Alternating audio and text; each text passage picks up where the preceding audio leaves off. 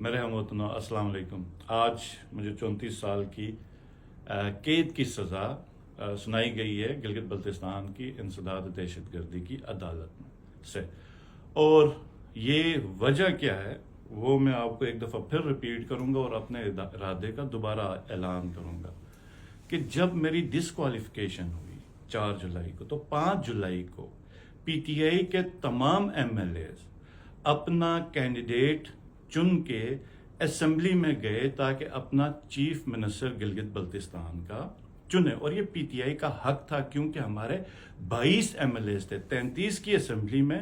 2/3 majority کے ساتھ ہوں گے۔ تو جو شرمناک دن وہ ہم پوری گلگت بلتستان کی عوام نے دیکھا کہ پولیس کو بھیجا گیا، اسمبلی سیل کی گئی، ایم ایل ایز کی توہین کی گئی، اسپیکر اسمبلی کو اندر جانے سے روکا، اور وہ فوٹیج سب کے سامنے۔ اور پھر اس کے بعد ایک فرعون، آپ کو پتہ ہی ہوگا یہ فرعون کون ہے، یہ فرعون ہمارے ایم ایل ایز کو پی ٹی آئی کے ان کو بلا کے کہتا ہے کہ 1 سال تک بھی اسمبلی بند کرنی پڑے تو ہم بند کریں گے، لیکن ہم پی ٹی آئی کا چیف منسٹر نہیں آنے دیں گے، کیونکہ ان کو تکلیف تھی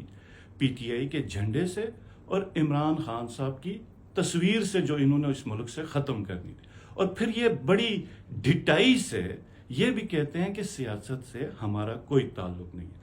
تو اس کے اوپر گلگت میں نے تقریر میں کہا تھا کہ ہم جب اگر اللہ نے ہمیں دوبارہ اقتدار دیا تو ان سب کیریکٹرز کا، کرداروں کا، جنہوں نے ایم ایل ایز کو ڈیفیکشن پہ مجبور کیا، جنہوں نے اسمبلی، کیونکہ یہ گلگت بلتستان کے عوام کی نمائندہ اسمبلی ہے، اس کے اوپر جس نے تالے لگائے، وہ جو مرضی ہو، جس مرضی ادارے کا ہو،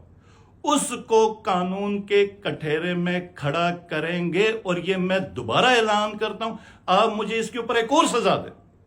کیونکہ یہ ہماری جدوجہد، اور یہ ہماری جدوجہد، یہ سب کان کھول کے سن لیں جنہوں نے یہ سزا دلوائی اور سزا دینے والے، کہ یہ ہماری جدوجہد اقتدار کے لیے نہیں ہے، یہ اب اس نظام کی تبدیلی ہے، اور اس سزا سے عدالتوں کا مذاق بنا۔ یہ جو پولیس سے حرکتیں کروائیں گلگت بلتستان میں، آپ پی ٹی آئی کے ورکرز اور نیشنلسٹ کو گرفتار کروا رہے، اس سے پولیس کا مذاق بنا، اور اس پورے نظام سے لوگوں کا اعتبار ہٹ گیا ہے۔ تو ہم انشاءاللہ تعالی، اور پاکستان بھر میں جہاں جو کردار، جو 8 فروری کو پی ٹی آئی کا مینڈیٹ چرایا گیا، تو آپ کیا سمجھتے ہیں یہ جو ان کرداروں کو معافی ملے گی؟ نہیں، یہ عوام کے کٹہرے میں کھڑے ہوں گے اور ان کو کڑی سے کڑی سزا ملے گی۔ اور جہاں تک ہماری بات ہے، ہم خان صاحب کے ساتھ تھے، ہم خان صاحب کے ساتھ ہیں، اور ہم خان صاحب کے ساتھ رہیں گے۔ عمران خان زندہ باد، پاکستان پائندہ باد۔ بہت شکریہ۔